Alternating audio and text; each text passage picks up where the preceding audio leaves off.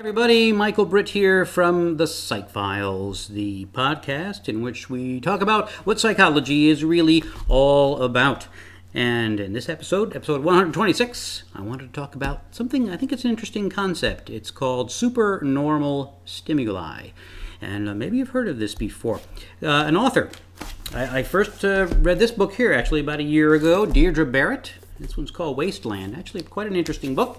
And she first talked about supernormal stimuli in that book, and then went into it in greater depth in this one too. So, I've read them both, and they're really pretty interesting books. And I was away last week down at over Providence, Rhode Island, and I was whale watching with my son. And I went into a store to get a coffee, and I saw this. Now, in case you're wondering what that is a chocolate-covered Twinkie. Now, maybe you've seen a chocolate-covered Twinkie before. I haven't. And when I saw it, I immediately thought of this book, and I decided, I got to take a picture of that, because as if a Twinkie by itself is not enough, we need to put chocolate on it. Now, if we somewhat additionally interesting is that if you just zoom down a little bit there or pan down to the bottom of that image, you'll see something else, and that is a peanut butter stuffed pretzel covered again in chocolate, and then on top of that are chocolate or M&M bits. So I'll bet you those are both good. I had to take the picture and walk away, but it made me think of this idea of supernormal stimuli. And just wanted to share a little bit of it with you. And if you're interested in going into more detail, then there will be links to the books on my website. But here's the idea.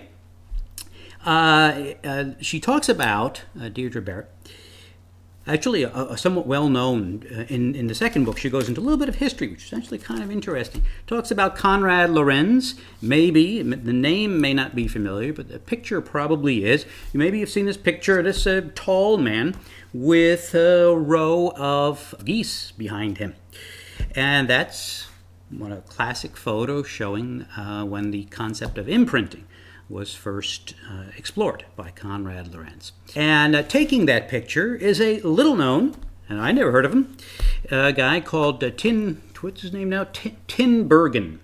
Yes, and Tinbergen, so I don't have his first name on me right here, he was working with Konrad Lorenz at the time, doing some of the same kind of research, looking at animals. So here's where this idea began. First of all, supernormal stimuli, like the Twinkie and the chocolate and the peanut butter and the M&Ms and the pretzel, those are larger than normal, right? Supernormal. She's got actually a pretty good definition here. An exaggerated imitation of real things. Right, so it's pretty much, you can find it everywhere. A chocolate sundae could be considered supernormal because it's not just ice cream. It's the ice cream, right?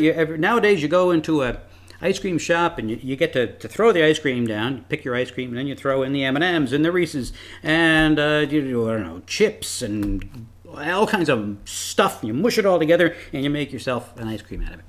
Okay, so very powerful, very compelling. And so where'd all this, but it sort of started with this guy Tinbergen. And what he did, he was really just looking at animals. He looked at stickleback fish, geese, and he had another one in there, butterflies. So he was looking at the kinds of things that an animal behaviorist might look at. He's looking at things like what are the cues that the animals give off to each other to signal that they're ready for mating, or what are the cues, the stances, the behaviors that things like the peacock, right, with the feathers. How do they tell each other that they're ready for mating, or that this is an aggressive sign, so others ought to back off? Right? So it's all in that line of research. And what Tinbergen found, he was working with the sticklebacks.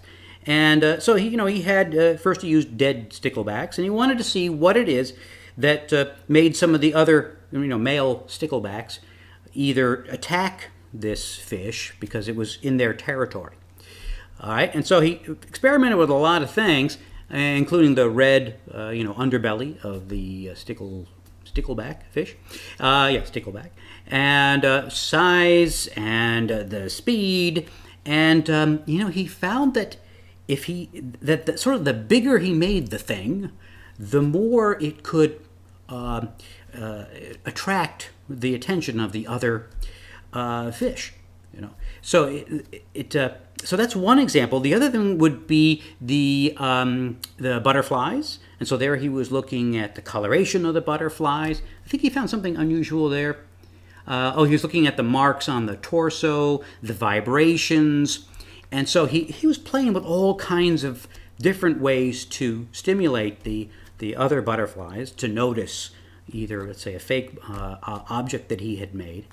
And in many cases, he found that the larger he made something, the more dramatic, the more attention it got, even though it didn't look anything like the animal he was studying. In fact, he finally, with the butterflies, he got some butterflies to try to mate with a cardboard cylinder, like this toilet tissue thing here. So hard to imagine that this could be of interest to another butterfly, but I guess it was. And so I won't go any further into that.